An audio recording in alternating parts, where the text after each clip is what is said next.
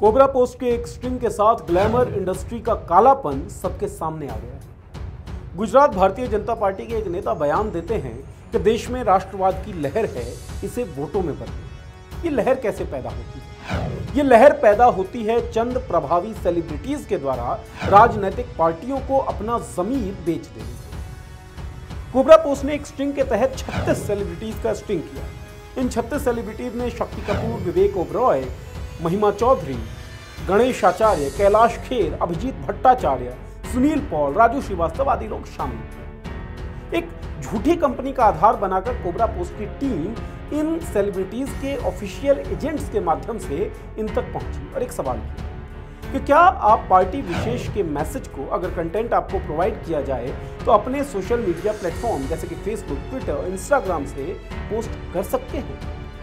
लगभग सभी सेलिब्रिटीज ने इस बात के लिए हामी भरी कि चंद पैसों को लेकर, कुछ पैसों के लिए वो एक राजनीतिक पार्टी की आइडियोलॉजी के फेवर में माहौल तैयार करने के लिए उद्यत हैं, तैयार।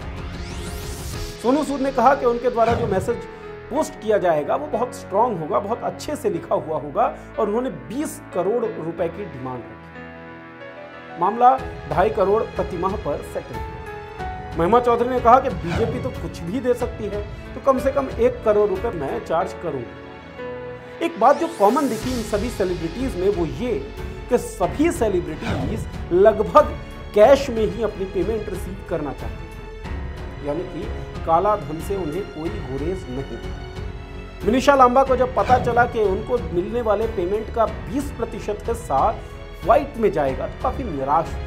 उन्होंने कहा, लेकिन आप लोगों ने तो कहा था कि सारे का सारा पैसा कैश में मिलेगा। अमन वर्मा ने कहा कि I will love all in cash, यानी कि काला धन से कोई आपत्ति नहीं। इनमें से काफी सेलिब्रिटीज ऐसे थे जिन्होंने नोटबंदी की काफी सराहना की और नोटबंदी का मकसद था काला धन पर लगाम लगाना। सेलिब्रिटीज पैसे लेकर फिल्में करते हैं, कई प्रोडक्ट्स को एंडोर्स भी करते हैं, शादी ब्याह में नाचते गाते भी हैं।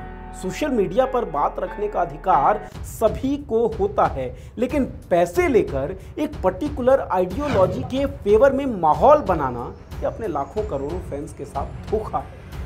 उन लाखों करोड़ों फैंस के साथ जो आपके द्वारा पहने गए कपड़ों से एक ट्रेंड बना लेते हैं, जो आपकी बातों में एक असर देखते हैं, जिन्हें आपकी बातों में सच्चाई दिखती है और जो आपकी बातों के आधार पर धारणाएं कायम कर लेते हैं। दरअसल राजनीति को महंगा बनाने का एक प्रयोजन ये भी था कि इतना पैसा इन्वॉल्व हो जाए कि बड़े से बड़े लोगों को खरीदे जाना कोई मुश्किल बात नहीं। बड़े से बड़े लोगों का जमीर का सौदा किया जा सके और अपने फेवर में माहौल बनाया जा सके। कोबरा पोस्ट ने पिछले साल न्यूज मीडिया संस्थानों को इसी तरीके से एक्सपोज किया था कि किस तरीके से हिंदुत्व इस बात की धारणा क्रिएट करने के लिए प्रोपेगेंडा के तहत वो काम कर रहे हैं। न्यूज मीडिया चैनल्स के साथ ये बड़े बड़े सेलिब्रिटीज का इस तरीके से बिक जाना पैसों के लिए लोकतंत्र के गालों पर एक बहुत बड़ा तमाचा है। जरूरी है इन सेलिब्रिटीज का डीपर आइडेंटिफिकेशन और उनका बहिष्कार। इंडस्ट्री से जुड़े लोग ये बहिष्कार करें या ना करें, लेकिन लोगों को ये बहिष्कार जरूर करना चाहिए ताकि उनकी विचारधारा को गुलाम नहीं बनाया जा सके। बहुत बहुत शुक्रिया। नमस्कार।